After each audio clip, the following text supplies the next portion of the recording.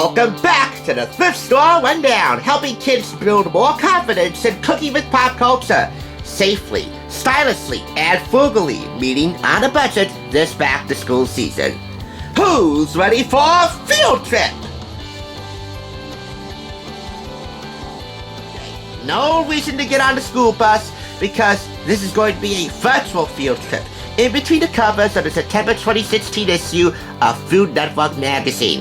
And because in my case this was purchased for 99 cents, there's no reason to beg your parents for field trip money, nor will there be any waivers for you and your folks to sign and hand over to the teachers or the principal or the chaperone or whoever. No, this is going to be a TSR style field trip to Food Network's test kitchen in New York City. Because really, an actual field trip to the Food Network test kitchen in the Big Apple, well, that's an option that's completely off the table. There's also a free kids mini mag inside, which you can actually pull out of this magazine and read separately. I'll show you that when we get to it. Plus, you got 110 great new recipes, including ones from the stars, because as you know, Food Network magazine has some serious star power, and plenty of kid appeal to boot. We'll get to the kid appeal a little bit later. By the way, this is predominantly powered by the readers. Easy upside down tomato tots. This was the cover recipe chosen by Food Network magazine's readers and a few of their television viewers. So this one is reader's choice, which is an extra bonus. For now, let's head to Food Network's test kitchen in the heart of the Big Apple. In this test kitchen, which I would classify as first-rate, second best, in my opinion anyway, 5 full-time chefs and a handful of freelancers and interns, all overseen by Food Network's culinary senior vice president Catherine Alford, dodge each other on the way to the pantry, with blenders whirring non-stop, pots and pans acclaiming, and every so often somebody shouting, "Hey, watch out!" It's a lot of busy, controlled chaos, reminiscent of their competition show, Chopped. Here, they're not competing for a $10,000 prize, but the stakes are pretty high. They have to come up with recipes that their readers and viewers will be inspired to make at home and love so much to make again and again and again. And speaking of Chopped, I have their companion cookbook, and I'll link that below. This is recipe development with photographs by Mark Peterson. Keeping cool, stashing all of their perishable food items and the stuff that needs to be refrigerated in the fridge or freezer so that they preserve their freshness. Taking notes. A lid for every pot. This is where they stash all of their pots and pans and all their cookware. And required reading. This is their very own cookbook library, which, well, according to the authors and brand names, would definitely not rival my cookbook library, but in terms of presentation, I gotta say, it definitely kicks my butt, because, well, my cookbook corner is a disaster. And you might not know this, but the Food Network magazine culinary library here in their test kitchen is not limited to Food Network personalities. No. This spans generations and has chefs and home cooks from all over the world. In regards to my own cookbook library, I might start getting rid of a few cookbooks, barring Food Network and America's Test Kitchen. I'll tell you the exact criteria for which cookbooks go and which stay should I make that decision in the future, because I need to start downgrading. This is testing and retesting. Spice stash. This area here is where they stash all their spices. Waste not. The kitchen tries to follow a zero-waste approach. Any food scraps that come about during testing and retesting is composted or recycled. This is their pantry, where they stash all of their canned, non-perishable food items and sauces and condiments and stuff like that, as well as dry goods. Multiple stations, multiple battle stations, everyone, for Food Network's test kitchen chefs in cool camaraderie battle.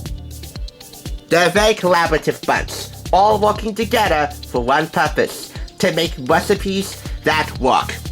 To borrow that mantra from my all-time favorite test kitchen on public television, and I think you know what that is. Finally, tasting and tweaking. Photo finish.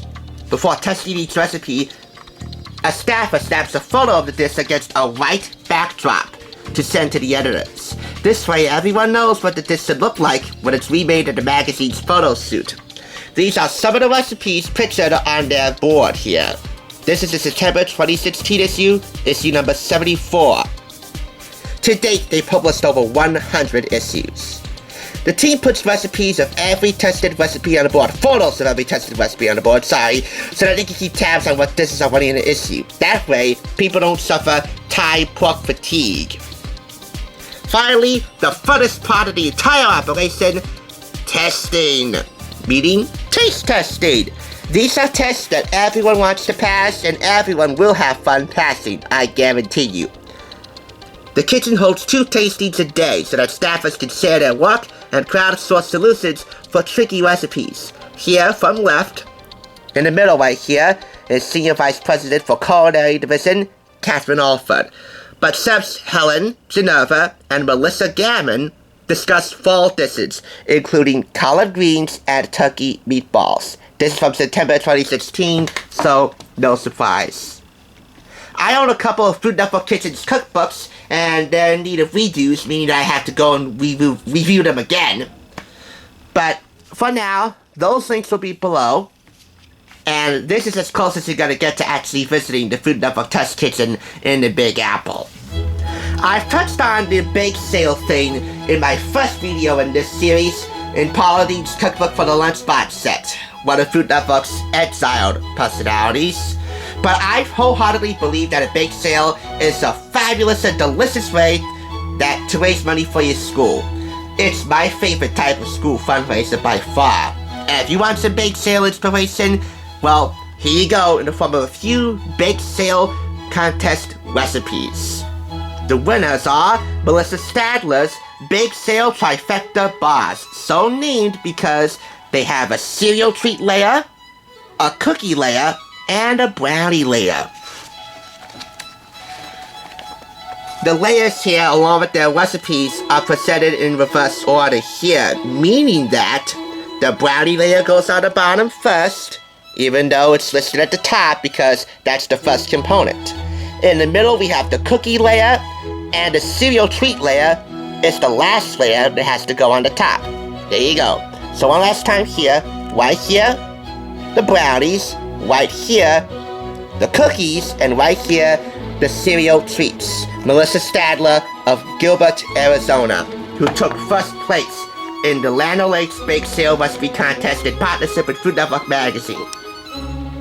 Runners-up include banana Nutella cupcakes with peanut butter frosting from Veronica Parrott in Point Pleasant Beach, New Jersey.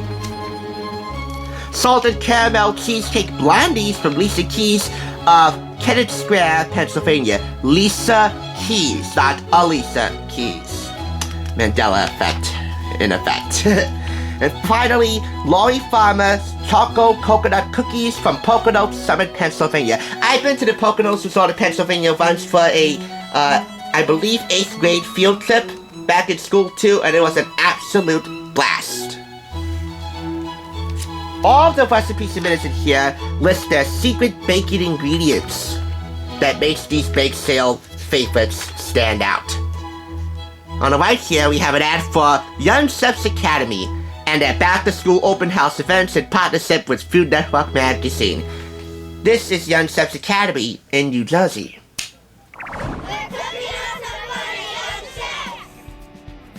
I just had the best birthday party ever at Young Chefs Academy in Springfield, New Jersey. Me and my friends got to measure, mix, and best of all, eat what we created. My parents were thrilled we learned how to cook in a fun, safe environment. Call now and get cooking at Young Chefs Academy. Young Chefs Academy! Sadly, the ad that you just watched for Young Chefs Academy was for a location in New Jersey that is now closed. There's only one YCA in New Jersey that still stands, and it's pretty far away from me, so I might not go there soon. And one more thing about Young Chefs Academy. I first heard about this cooking school, one of the most elite and yet accessible kids cooking schools in the country, from, regrettably, yet not that regrettably, John and Kate Plus 8, Cooking with the Twins. Twins being Maddie and Kara. It's a fun cookie school. You want to check that out. And after doing stuff in partnership with Food Network Magazine, you really got to check it out. And now, for what gives this the serious kid appeal, Food Network Magazine Kids, featuring star moms go to dinners, super fun cereal treats, and pajamas for little food lovers, plus one-on-one with the Kids Barbecue Champion. Yes, Food Network has their very own championships for kids. But before all that, a little shout out to the former kid president of the United States of YouTube, 12-year-old Robbie Novak. He looks 8 here. Hungry for change, doing his part to end childhood hunger in America. Oh, how about that? This just pulled off. You see that? It just pulled off like magic. I told you. You can actually pull this out and read it separately. You know what? We might as well do just that because this is not staple bound. You see this right here? It's not staple bound. This was just a little separate, I don't know, thinner than cardboard binder here that glued the Food Network Kids bag in place. Now it's out. So let's just read it separately and go on from there.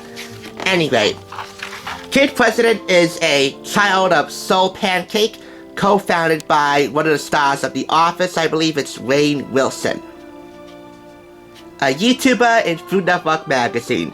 And hopefully we'll be seeing more of them, and hopefully more of him in the future. He was doing a fundraiser for Feeding America. I would love to get some food-related pajamas. The ones with images of watermelons or cherries, my favorite fruit, apples. Oh, those would be cool. Yes, you can have snacks in bed. Let us now think outside the lunchbox with some cool treats, like Tyler's Miami hot dog, Tyler Zager of Western Florida, 12 years old, and $20,000 grand prize winner of the Kids Barbecue Championship. In other words, one of the youngest grill masters you will ever have the privilege of throwing down with if you ever get to. Some recipes from Tyson, and now on demand. Stars tell us which weeknight dinner their kids request most. For Kelsey Nixon, that's risotto with peas. Kelsey Nixon of the Cookie Channel and her 4-year-old Ollie. That's her 4-year-old son right here. Otherwise called pasta and peas, which also includes lemon and basil. For Nancy Fuller, this is Divine Chicken Divan. This casserole has been tricking children in Nancy Fuller's family into eating broccoli for 2 generations. If it looks that divinely delicious, I bet it can make a believer out of your picky eaters too. Nancy Fuller is of Farmhouse Rules, by the way. Melissa the Arabian's Turkey Pad Thai. Melissa the Arabian of $10 Dinners. I have her book too. That link will be below if you want to check her out too. The Alexandra Hamilton of the kitchen. And you know why. Alexandra Hamilton, face of the $10 bill. No mom can cook something every single night that fills the entire family. She said no. She has 4 girls, one of whom follows a gluten-free diet. But she says if she gets 3 out of $4, she claims victory. Plus, this sparked her girl's interest in Thai food, even though she married a Frenchman. You are one worldly little chef, aren't you, Melissa? Saving the best for last, Tiffany Amber Thiessen, and I'm not joking, she has her own show on Food Network as well. Yes, Tiffany, Kelly Kapowski, and Valerie Amber Thiessen. Saved by the Bell, Beverly Hills 90210. These are corn dogs, a favorite of daughter Harper. Well, that is the 90s star that I teased at the beginning of the series in my preview video. And I have to say, it's a lovely looking family for a real 1990s head turner and a perennial heart stealer. That's Food Network Magazine Kids. Oh, let's not forget some cereal treats. And a fun Get the Picture guessing game. So now that I have this separate, Should I weight this together or separately? Well, it came inside the mag, so I guess I'll just have to review it all together. So as a whole, this gets 5 claps, but if we are reviewing it separately, with the addition of Tiffany Amethyson, who I may or may not have some strong feelings for, I rate them 5 out of 5 separately. So it's 10 out of 10 separate, but 5 out of 5 as a whole. And while America's Test Kitchen might be my all-time favorite test kitchen, and that's on PBS, on public television, when it comes to first-rate, second-best test kitchens, Food Network's in New York City comes pretty close. After all, it's not called the Big Apple for nothing, and Food Network, for as long as I can remember, has always been one of the apples of my bargain hunting eye. Thanks for watching, and may it be yours as well. And also, parents, may your cookies don't crumble this back-to-school season. I'll catch you on the flip side! Making dinner. It's so routine you could probably do it with your eyes closed. But sometimes we forget that it took years of watching an adult we knew make dinner, years of learning how to measure and how to taste before we were able to get that job right. Kids love to help with grown-up activities, and when you let them help out, that routine can add a sense of calm or regularity to their day. Now, it may not seem like a big deal, but when you show your child different sizes of measuring cups and spoons, they're learning basic concepts like bigger and smaller. And by measuring ingredients, they're even doing a little math. The more the child you care for can work with their hands, the more they develop motor skills and walk away with a good feeling because they helped you out.